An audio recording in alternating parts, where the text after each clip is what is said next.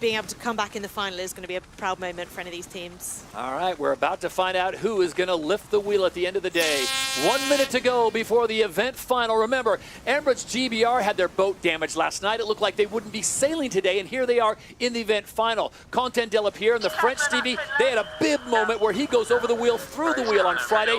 They're in the final, and of course, the perennial favorites, the Bonds Flying Roos and Tom Slingsby. Yeah, you give it to any of them. They've all sailed great. They all deserve to be here. And I think the start will be more important than in the other fleet races. Now there's more space on the course and more of the boats can make their own decision. Emirates, Great Britain and Australia, well, they're in a tight fight. Australia now struggling there. The Bonds Flying Roos have got to do some serious work.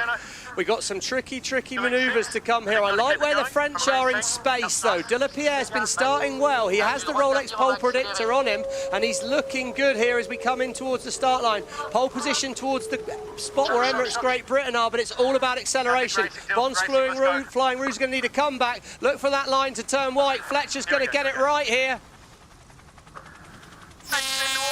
Oh, Emirates GBR are going to be leading at Mark 1, I think, here. They've just got to pop onto the foils they have. They're gone. They're going to be flying towards Mark 1. Aggressive against Australia, positioned well against the French, and now fast towards Mark 1. Emirates GBR have got it right so far. Hey, lefty, 5 away. Yeah, here it is. And as they approach mark number 1, the question is, how much distance can Emirates GBR put between themselves, the French, and the Bonds Flying Roos? The race for the title is on here in Sassnitz. Yeah, it looks light after this first mark. The Rolex sprint leader there, GBR. Well, they've nailed that, haven't they? You want to go round the first mark in breeze if you're the first boat, because if you're not in wind, it probably means the boat behind is. We've got pressure coming to us here. Coming up still. Hey, we've got pressure time. Yep. Down. Big wind shift here. None of them are moving down the course very quickly. Expect the Australians to potentially have a little attack option here. Emirates Great Britain are in breeze, though. They're not going to lay, I don't think. Nice angles. Putting themselves in a nice sort of protected position between the fleet and the mark there.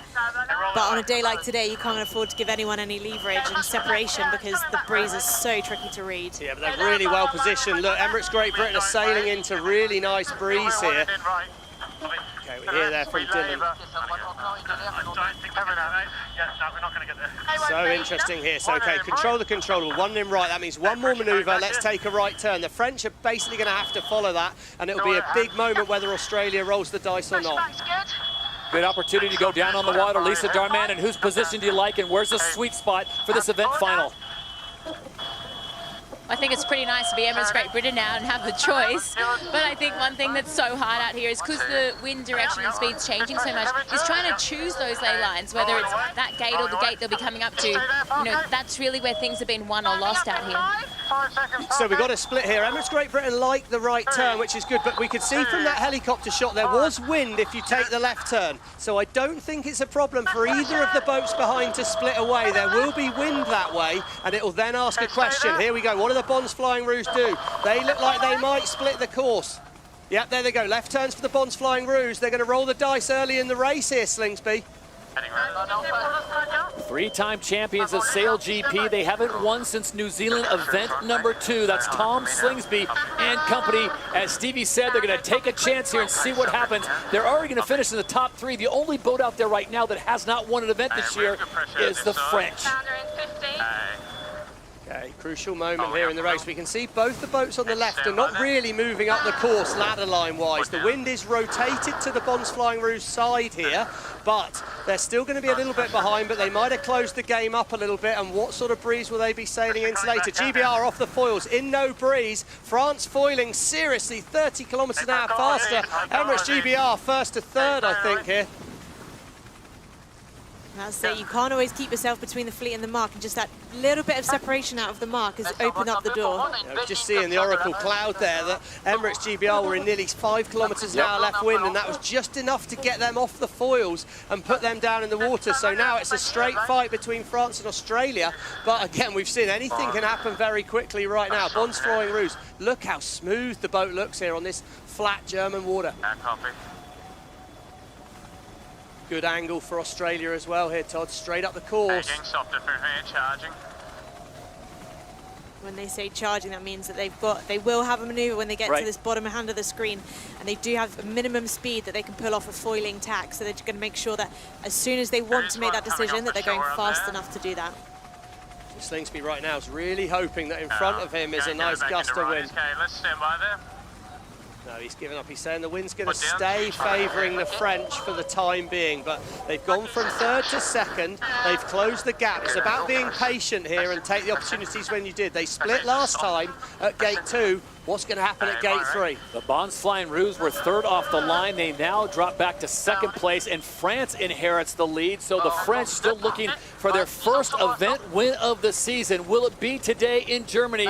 We are halfway through the course, leg 3 of 6. It is France at gate number 3. The Bonds Flying Roos in second, and here comes Emirates GBR. And Emirates GBR are in phase with the wind here. Emirates GBR will go left. If they can go left and manoeuvre early, they could be back in the lead very, very quickly here. This one's favouring Emirates GBR at the moment. If they can stay on the foils, no, they're down off the foils. It's a full reload for the whole fleet. They're all off the foils. France first back up again. Oh, it was inches away from Emirates GBR, making that and taking the lead again.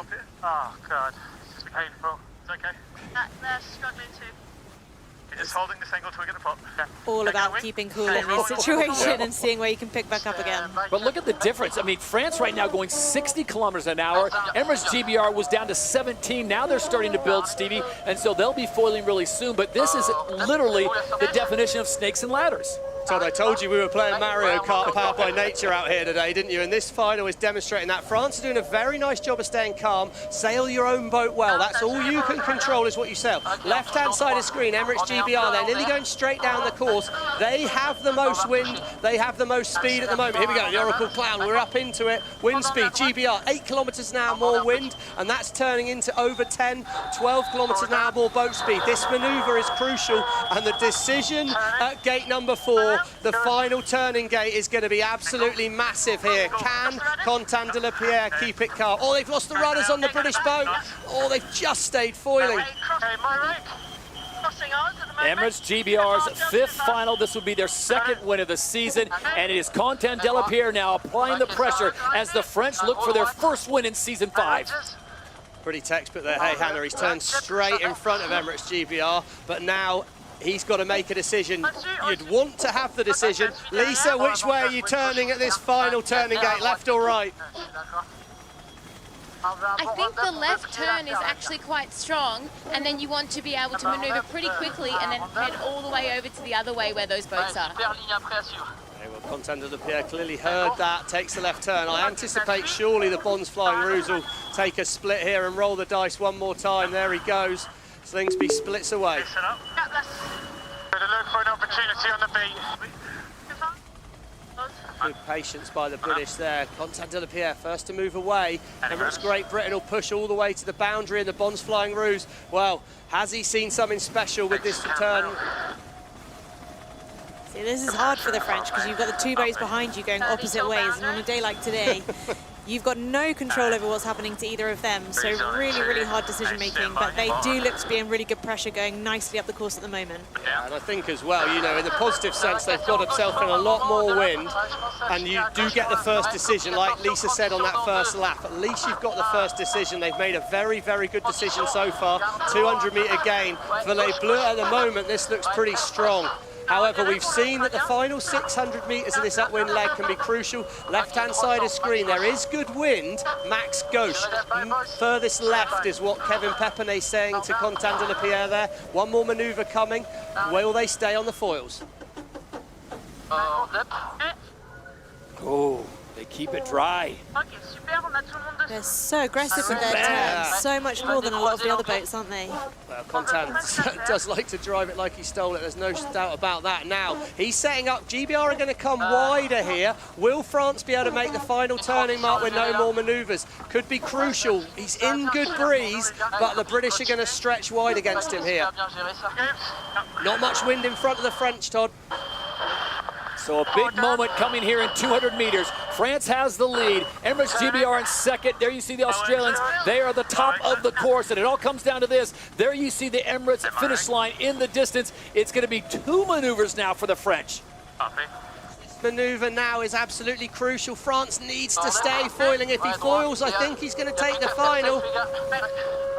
Oh, that was beautifully done in not a lot of wind.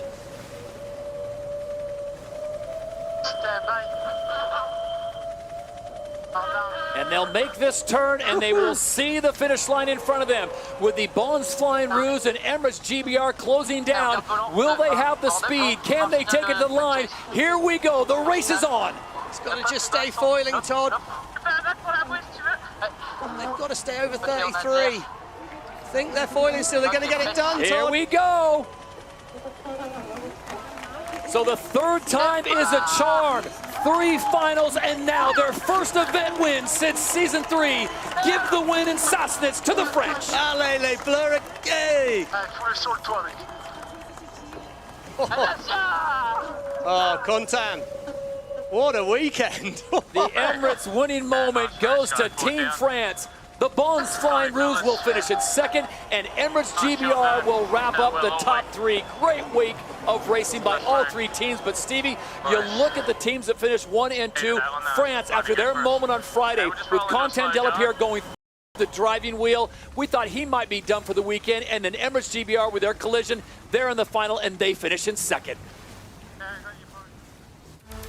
And the fans have turned out to support the champions, Les Bleus. The French will lift the wheel, and Mayor Leon Croixa, the mayor of Sassnitz, what great host, and SailGP, no question, will be back. Hannah Diamond, your final thoughts on what we saw this weekend? Well, I think we've seen it all, haven't we? From the drama of Friday to incredible racing yesterday and a really tricky race course today. It's been an unbelievable weekend. Stevie, I think Lisa Darmanin had the greatest line of the day. From the hospital to the winner's circle, France gets the victory. Yeah, I mean, it just shows you, resilience is obviously a huge part of our sport. Mistakes are a thing that happen, and they've moved forward from that and gone really, really well. I just hope what I've seen is a fantastic sailing event with some amazing tactical racing at such incredibly high speeds. I hope we remember it for that, not the crashes, because the racing has been absolutely spectacular. Plenty of drama, plenty of action, but it's just been superb racing.